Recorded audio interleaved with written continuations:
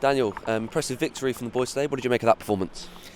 Yes, without any doubt, it was a really good performance. You could feel after a little setback against Brentford that the lads were greedy today to be there. It was a good performance, also with a good result.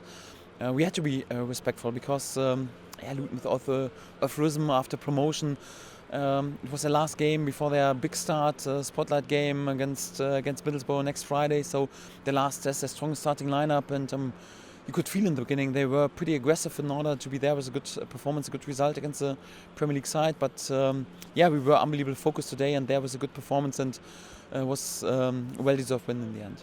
Yeah, particularly that first 15 minutes when we took a 3-goal lead, that really set the platform for the game, really set the rhythm that the lads got into. Yeah, it's always important that you start on the front foot and really focus and concentrated, and also that you reward yourself also with goals. And we were pretty quick, 3-0 up, and after that we controlled the game, created many chances, also beautiful goals. And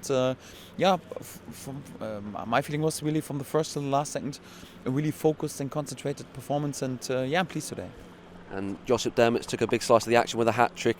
He's really settled in well to life, hasn't he? And particularly when you've got a player like Teemu Pukki out at the minute, it's really pleasing for you, I'm sure, to see one of your other strikers getting some goals. Yeah, pre-season is always, especially for the offensive players, sometimes exhausting, and when they have to do all the running stuff or whatever. So it's then important that they have some game time, and also it's always nice when they are able to score, to be there with assists.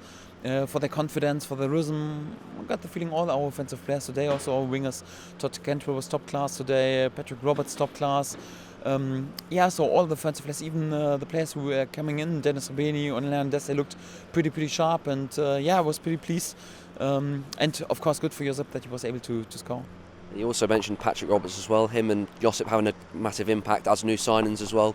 Only been with the club about 6 weeks now. You must be pleased with the impact they're making in the team.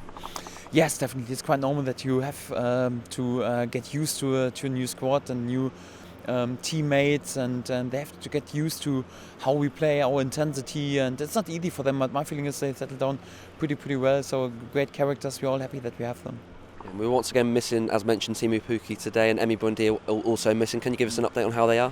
Yes, Teemu was already back in team training yesterday, but still some slight problems with us too, and we got the feeling again we didn't want to risk another hit on his foot today. So everything's okay. He's able to train, and I'm sure next week we can use him during the friendlies. Emi got a slight knock yesterday during our open training session on his foot pretty early in the training, and was a bit swollen again. We didn't want to take any risk, and for that we played this game today without them both.